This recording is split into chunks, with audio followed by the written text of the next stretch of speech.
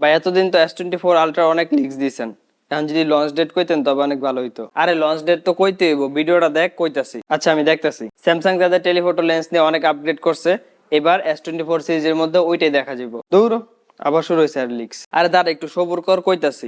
করতাছি। এবার টেলিফটো লেন্সের মধ্যে থাকবো 3x জুম। তো এখন এখানে বলতে পারেন এমন কি বা তীর মেরে দিল যে এটার মধ্যে অনেক বিগ আপগ্রেড হয়ে গেল।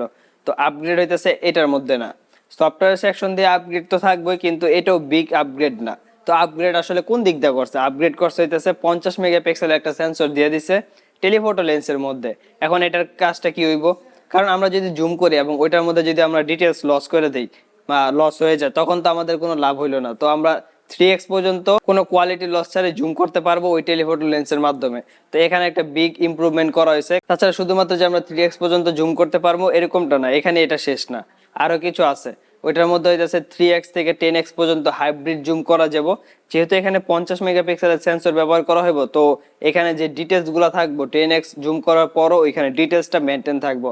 তাছাড়া আগের যদি ভিডিওগুলো দেখে থাকেন তো ওইখানে বলা হয়েছিল এবার স্যামসাং এআই ইন্ট্রোডিউস করবো তাদের সফটওয়্যারের মধ্যে, যার মধ্যে দেখা যাবো যে ওই যে ইমেজ প্রসেসিং আছে ক্লিক করার পর ওইটা বেটার হয়ে যাবে, প্লাস স্ন্যাপড্রাগন 8 Gen 3 তো থাকবে, ওইটার যে আইএসপি আছে ওইটাও এখানে ইমপ্রুভমেন্ট করা হইব, মানে অপটিমাইজ করা হইব। তাছাড়া যে এক্সিনোস ভেরিয়েন্ট আসার কথা 2400, ওইটার মধ্যে আপনারা দেখতে পারবেন যে আইএসপি বেটার আপগ্রেড আছে, যার ফলে যেই ক্যামেরা সেগমেন্টে, টেলিফটো লেন্সের সেগমেন্টে, জুম সেগমেন্টে যেই আউটপুটটা আসবো ওইটা মানে ইনসেন। এখন তো কোন লঞ্চ ডেট আর দাঁড়া বেড়া শেষ করতে দে।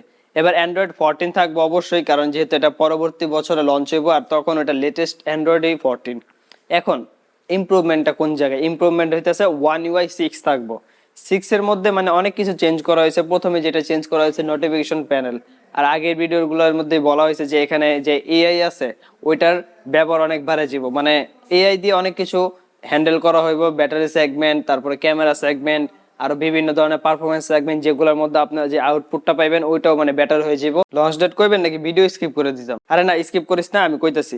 তো আমরা যদি আগের বছরের যেই সিরিজগুলো আছে ওইগুলো যদি চেক করি, তো ওইখানে যদি আমরা লঞ্চ ডেটটা চেক করি, যে সালটাই শুরু হইতেছে ওইটার ফেব্রুয়ারি মাসের প্রথম সপ্তাহ থেকে দ্বিতীয় সপ্তাহের মধ্যেই ওই যেই S24, S23, S21 এগুলো আছে এগুলো লঞ্চ হয়ে যায়। মানে এক কথা যদি বলি, S সিরিজের যা মোবাইল আছে ওইগুলো লঞ্চ হয়ে যায় ফেব্রুয়ারির মধ্যেই। যদি ফেব্রুয়ারির প্রথম দিকে মানে 1, 2, 3, 4 তারিখের মধ্যে লঞ্চ হয়ে যায়, তো ফেব্রুয়ারির শেষের দিকে এটা মার্কেটে চলে আসবো। আর এটা যদি ফেব্রুয়ারির মাঝামাঝির দিকে লঞ্চ হয়, মানে 13, 14, 15 তারিখের মধ্যে, তবে এটা যদি মার্কেটে আসে তবে দেখা যাবে যে ওইটা মার্চ ক্রস করে ফেলতে পারে, বা মার্চের প্রথম সপ্তাহ বা দ্বিতীয় সপ্তাহের মধ্যে এটা চলে আসবো। তো এরকমই একটা গ্যাপ থাকে, কিন্তু এটাই শিওর বলা যেতেছে যে ফেব্রুয়ারি মাসের মধ্যেই এই S24 সিরিজটা লঞ্চ হয়ে যাবে, যদি কোনো সমস্যা না থাকে। আপনারা আমাকে কমেন্ট করে জানাবেন যে আপনারা কি S24 সিরিজের জন্য এক্সাইটেড আছেন কিনা। তাছাড়া আপনারা কি মনে করেন আর কি কি আপগ্রেড করা যেতে পারতো, বা কোন স্পেসিফিকেশনটা ভালো লাগছে বা ভালো লাগে না, এই সবগুলো আমাকে কমেন্ট করে জানাবেন। ভিডিওটা ভালো লাগলে লাইক দিয়ে যাবেন, ভালো না লাগলে ডিসলাইক করে দেবেন। আপনার ফিডব্যাক তো অবশ্যই জানাবেন। পরবর্তী কোনো একটা ভিডিওতে আপনাদের সাথে আবারও দেখা হইব। এটাই ছিল আজকের ভিডিও, ধন্যবাদ। এবার শান্তি হইছস? হ্যাঁ শান্তি।